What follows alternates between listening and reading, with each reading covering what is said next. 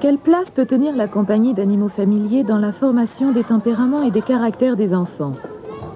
Quelles sont les réactions suscitées par la présence d'un chat, d'un chien ou d'un oiseau dans un groupe de petits garçons et filles?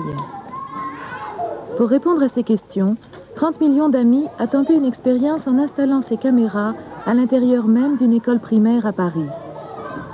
Pour préserver la spontanéité des jeunes enfants, la caméra s'est faite invisible et a pu ainsi filmer pendant de longues minutes leurs premières attitudes devant un ou plusieurs animaux. Le jeu, les caresses, la peur et quelquefois aussi l'indifférence. Le docteur Ange Condoret, vétérinaire et spécialiste des problèmes de communication enfant-animal, qui poursuit depuis de nombreuses années des recherches dans ce domaine, commente et interprète les comportements de ces jeunes enfants.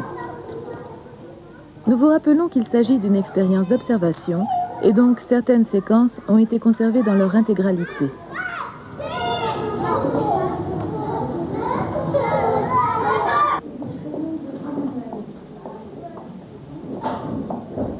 La petite fille a un comportement affectif, de possessif, des caresses, et chez le petit garçon plutôt des comportements de type exploratoire. La différence est que, au lieu d'une caresse, il s'agit d'un attouchement digital de l'animal par l'extrémité des doigts. Voilà deux types de relations gestuelles et de communication non verbale. La petite fille avec le lapin, nous assistons là à un comportement de type affectif, geste tendre, de caresse, et en même temps d'exploration. Rencontre maintenant le chien et l'enfant, léchage, ébauche de jeu.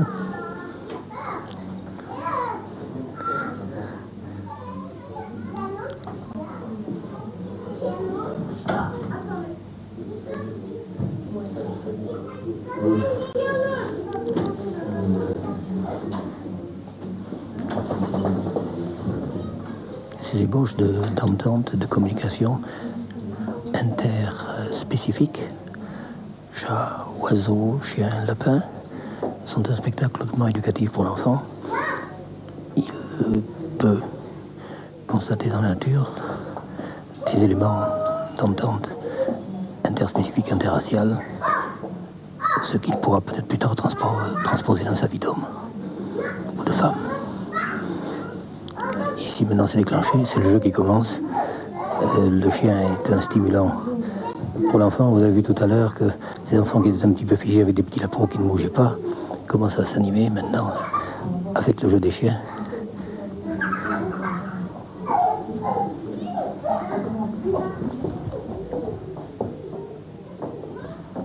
L'atmosphère est complètement changée. La petite fille qui, elle, avait des rapports plutôt affectifs avec le petit lapin est un petit peu déconcertée, reste un peu sur la touche.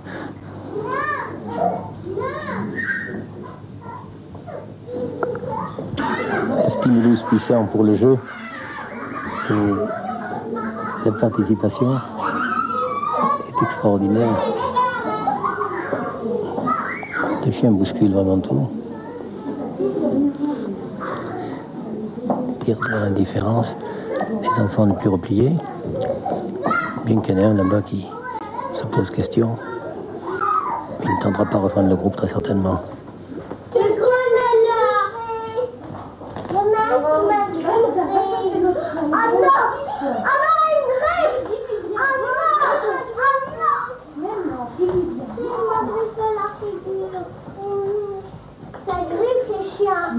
Les deux enfants paraissent rechercher les faveurs de Mabrouk plutôt que celles des petits chiens qui, à leur gré, sont trop remuants. Il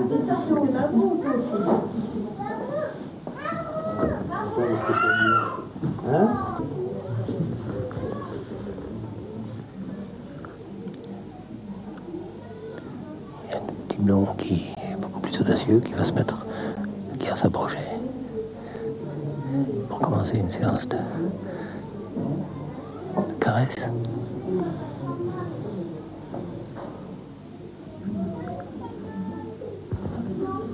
De recherche du regard.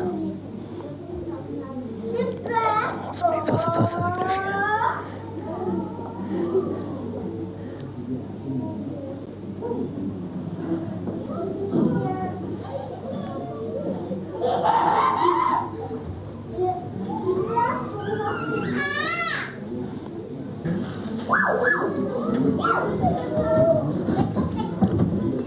Deux des quatre enfants restent toujours en retrait. Et il s'agit d'enfants que la présence animale ne stimule pas. Cela existe, la preuve, nous les avons sous nos yeux.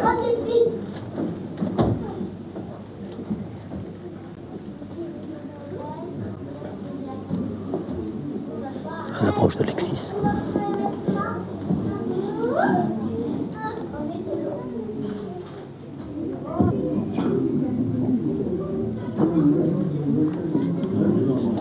Je pense que quand même le chat est un animal peut-être typiquement féminin. Il n'est que de voir l'air extatique de ses enfants, avec ses boules chaudes de fourrure dans leurs bras. On change de chat, on essaie, on change de couleur, de longueur de poil.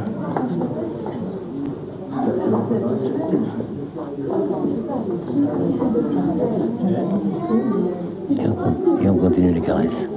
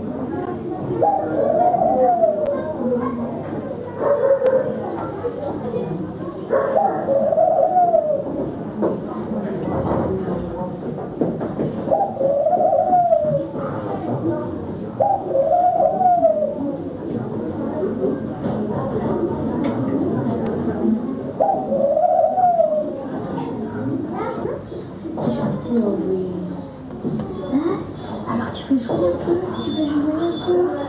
Oh oui, il veut jouer un peu. Ton chien, il aime quand on caresse, ton chien.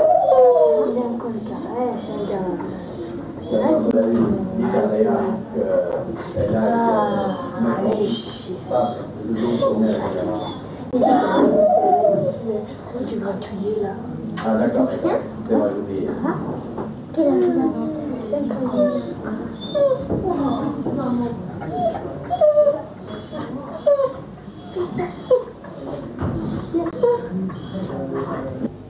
Docteur, peut-on tirer quelques enseignements des images que nous venons de filmer? Certes, on a recréé dans un temps très limité quelque chose qui aurait demandé et nécessité un plus long développement. Mais je dois dire déjà que j'ai retrouvé à travers ces séquences une part des richesses que j'ai découvert au cours de 3 ou 4 années de travaux dans des maternelles en mêlant des enfants et des animaux. Et tout d'abord, chose qui apparaît à travers ces images, c'est ce désir d'exercer une relation, une communication par le contact, par le toucher. Nous sommes dans une société où plein d'écrans barrent nos relations. Que ce soit le téléphone, la télévision, on a des images, mais on n'a pas le contact avec la réalité. Et on a vu, on a senti chez ces enfants cette soif de sentir quoi? La chaleur d'une fourrure, d'un corps, les réactions d'un animal, et aussitôt la découverte d'une vie extra-humaine, mais qui pourtant représente pour l'enfant d'énormes analogies, d'énormes ressemblances. Il n'y avait pas par moment aussi de l'indifférence tout de même? Justement, et c'est là justement le test de la relation animale où c'est particulièrement intéressant, c'est que ça permet de dresser un diagramme dans un groupe d'enfants, un diagramme psychologique. On voit tout de suite les enfants qui se précipitent vers l'animal, vous en avez vu. Vous en avez vu deux autres au cours d'une séquence qui étaient particulièrement en retrait, qui poussaient les autres et qui ne voulaient pas se mêler. Or là, le fait de se mettre en retrait dans une relation avec l'animal prouve qu'il y a un problème relationnel de l'enfant dans sa fratrie, auprès de ses parents, peut-être même avec la jardinière ou peut-être même avec ses camarades. J'ai entendu une réflexion tout à l'heure de la directrice qui me disait justement, tiens, j'ai vu un comportement que je ne croyais pas être le fait de cet enfant, alors que les d'autres enfants me disaient, il me pousse, il me bouscule, etc. Et là, devant l'animal, il a eu ce comportement, disons, légèrement agressif. Pas pour l'animal, mais pour son camarade. Je voulais vous demander si vous avez vu quelque chose de significatif dans la différence de comportement avec les chats, avec un gros chien et un petit chien. Les enfants avaient l'air d'avoir moins peur d'un gros chien. Gros chien, petit chien, oiseau, enfin tout ça, justement la nature nous offre toute une gamme, une variété d'animaux, et c'est la chose la plus extraordinaire. Et nous voyons dès l'enfance des réactions tout à fait différentes qui suivront d'ailleurs l'enfant devenu adulte, une fois homme ou femme. Et là, la chose qui est le plus extraordinaire, c'est la différence de comportement entre les petits chiens, qui sont des stimulants pour l'activité, et le gros chien qui est paisible, et qui peut représenter d'ailleurs, les psychanalystes ne s'en privent pas, ou l'image du père, ou l'image de la mère, on le regarde avec un certain respect. Il y a une sorte déjà d'une notion de hiérarchie avec le grand chien. C'est pour ça que je pense que les meilleurs contacts peuvent être faits avec des animaux où l'enfant se sent peut-être un petit peu d'égal à égal. Vous avez vu avec les oiseaux aussi, également, il y a eu une poursuite également avec des vols inconsidérés. Un enfant a gardé un oiseau sans bouger, presque inoptisé par cette présence sur l'épaule. Vous avez vu également cette tendresse et cette sorte d'apaisement qui accompagnait ce groupe d'enfants un peu plus âgés, qui avaient 8 ou 9 ou 10 ans, des petites filles avec les chats, où on sent que le chat est presque déjà un animal peut-être plus féminin que masculin. Mais vous disiez tout à l'heure l'égalité entre l'espèce animale et l'espèce humaine, en l'occurrence les petits chiots et les enfants. Plusieurs enfants ont marqué leur peur devant des petits chiots. Oui, aussi également, oui. Ça, c'est une question de mouvement. Hein. Je pense que ce qui a peut-être rebuté certains enfants, c'est qu'ils n'étaient pas habitués à ce changement de comportement, puis cette petite forme d'agression qui n'était au fond qu'un jeu. Maintenant, le fait de l'égalité, le mot n'est pas de moi, c'est Freud qui l'a dit, c'est un grand monsieur, il faut l'écouter. Il a dit, les enfants vont vers les animaux d'instinct parce qu'ils se considèrent leur égal. Et en effet, moi, j'ai pu vérifier cette chose-là. Il y a une spontanéité dans la relation de l'enfant et de l'animal qui n'inclut pas cette hiérarchie du grand, la hiérarchie de l'adulte. On doit obéir à l'adulte. Et là, il y a une sorte d'éclairage qui se fait, on pourrait dire un état de grâce, par lequel la communication passe. Et au fond, ce qui fait que tel enfant est un petit peu en retrait, timide, ne se mêle pas aux autres, c'est qu'il ne peut pas communiquer. Et je crois que le test, justement, de la présence animale est un test qui peut arriver à provoquer une communication naturelle, non forcée, non pas parce qu'il obéira à un adulte, mais parce que de lui-même, l'enfant déterminera qu'il doit avoir une relation. Peut-être même des fois un peu agressive, mais c'est là, à ce moment-là, qui comporte d'avoir une surveillance. Et nous avons mis au point une méthode qui s'appelle l'intervention animale modulée précoce, qui nous permet justement de suivre pas à pas ce cheminement dans la naissance d'une communication. Nos caméras n'étaient pas très bien dissimulées. Est-ce qu'à un moment, vous avez pensé que les enfants ont toujours joué la comédie parce qu'ils savaient que la télévision était là, ou est-ce que vous estimez qu'il y a eu des moments de vérité? Suivant le groupe d'âge, je peux vous dire une chose, il y a eu au départ un petit flottement. Mais je me suis aperçu dans 3 ou 4 séquences que dès que 3 ou 4 minutes ont passé, l'animal a été vraiment le point de mire, on a oublié complètement les caméras, et d'ailleurs il suffit de regarder les images, elles sont éloquentes.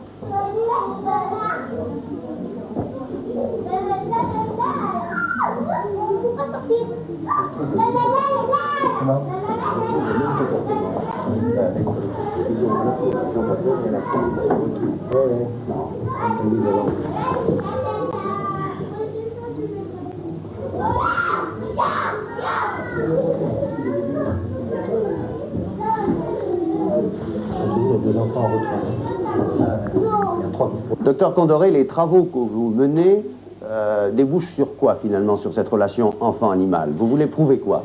C'est-à-dire que c'est une découverte qui s'est imposée à nous en réalité.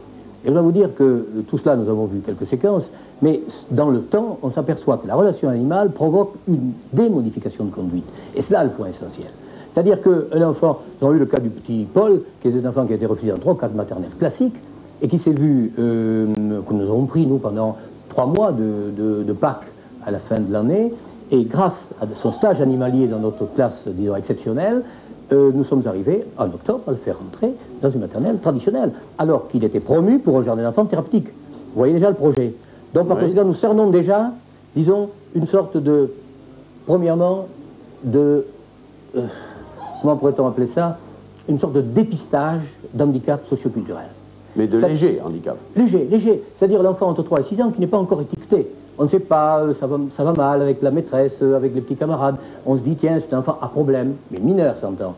On peut, à ce moment-là, en aménageant des relations heureuses et épanouissantes, des communications épanouissantes avec des animaux, et l'animal du choix de l'enfant, parce qu'on ne peut pas imposer une relation. Une relation, pour être bénéfique, doit être spontanée et faite en toute liberté de choix.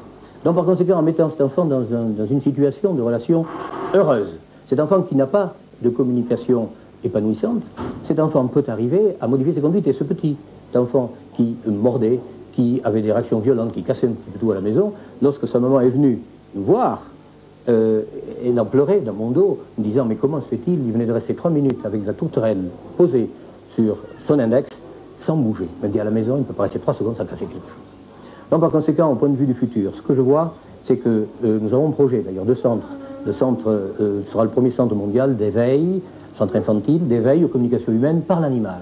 Et dans ce sens, nous pensons que l'animal utilisé harmonieusement dans ses relations avec l'enfant pourra devenir, dans nos sociétés, et est-ce que vous pourrez me dire vraiment où se trouvent d'autres écoles, de la tolérance et de la tendresse, et réalisant ainsi une véritable prophylaxie de la violence. Merci, docteur.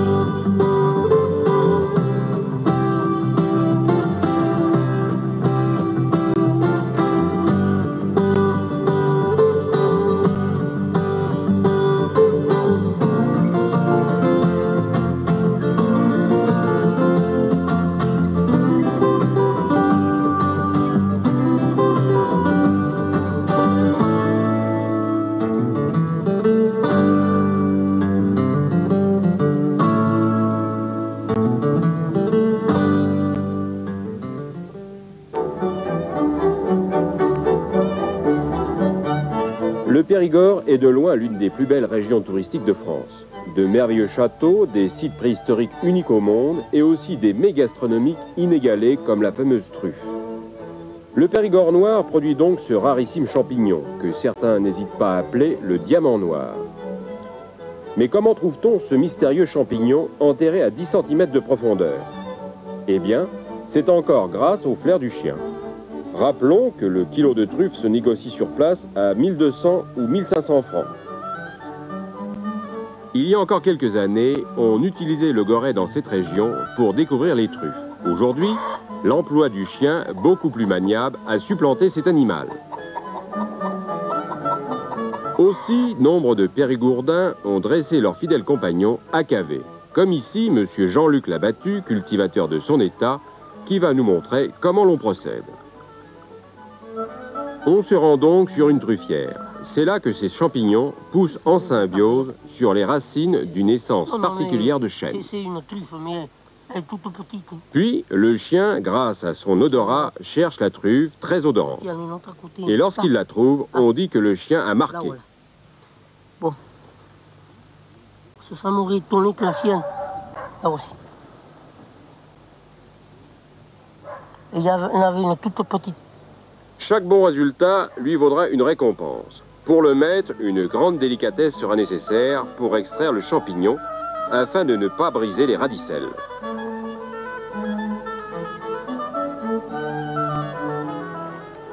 Très vite, devant les performances de certains chiens et l'intérêt de leurs propriétaires, on créa des concours où les meilleurs flairs se rencontrèrent. Nous allons vous présenter quelques extraits de l'une de ces réunions qui se déroulent traditionnellement à la fin de l'automne, autour de Périgueux, dans la vallée de la Vézère. 23 candidats étaient donc venus du département de la Dordogne, mais aussi des Charentes et du Lot.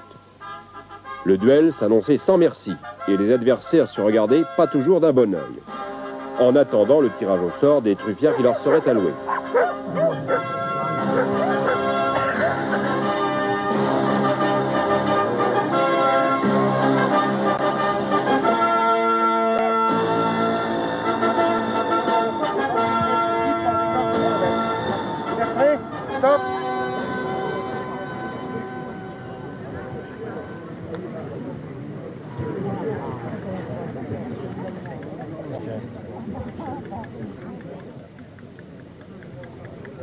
C'est parti.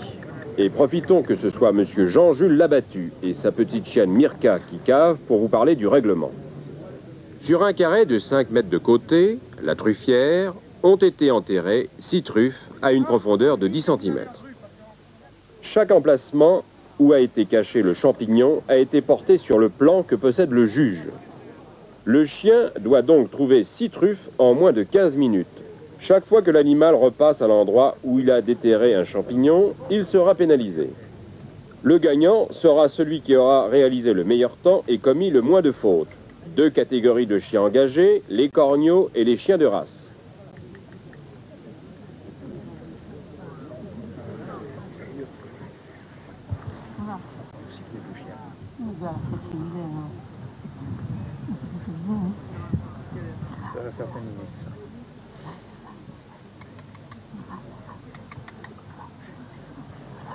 Celle qui reste, c'est celle qui n'est pas là avec en face ici. Alors en plus de ça, le maître du marché.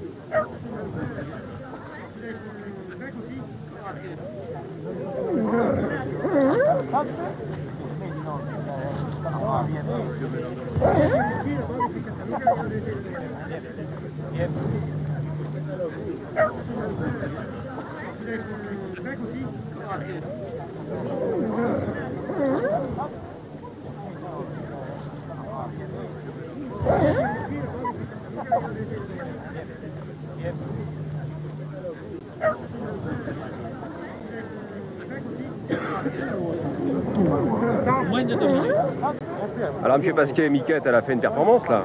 Dès aujourd'hui, oui. Alors que j'y avais pas toute confiance, vous savez, parce que quand elle ne veut pas travailler, elle se couche. Dites-moi, comment vous l'avez dressée? Expliquez-nous un petit peu. Et en lui cachant des truffes. Oui. Et quand elle les trouvait, je la récompensais, quoi. Il y a combien de temps que vous l'avez dressée, là? Oh, il y a 2 ans. Bon. Vous avez eu d'autres chiens truffiers, déjà? Non, c'est le premier. Bon. Et vous avez appris ça tout seul? J'ai appris ça tout seul, c'est-à-dire j'ai fait une plantation de chiens truffiers. Et alors, je me suis procuré un chien qui sache aller chercher, quoi. D'après vous, quels sont les chiens qui réussissent mieux dans ce petit travail-là? Il paraît que c'est le berger allemand qui est en premier. Dites-moi, vous êtes agriculteur, vous? Oui. À retraité maintenant. Et vous faites le cavage comme ça pour vous distraire, quoi? Ah ben, je fais le cavage pour me passer le temps. Doucement, je cherche. Là, viens, viens là. Pour beaucoup de ces petits agriculteurs, le ramassage des truffes constitue un complément financier qui n'est pas négligeable. C'est bien, son petit. Pour eux, le travail des chiens truffiers est donc considéré avec beaucoup de sérieux. Voilà. Doucement. Là, ici. Là, doucement, doucement. Doucement.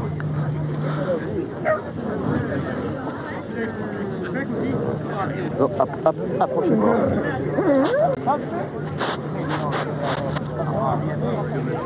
Ah, ça, si.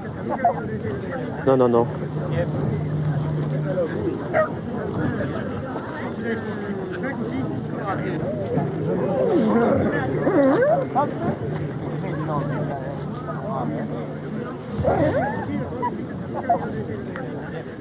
Ah oui, trouvé.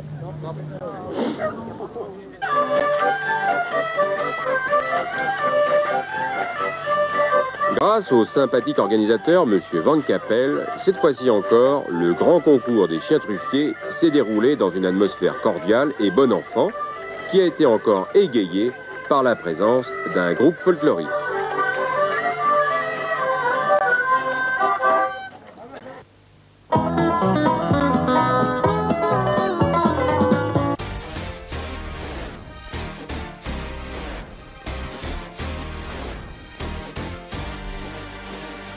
His name is Robert Paulson.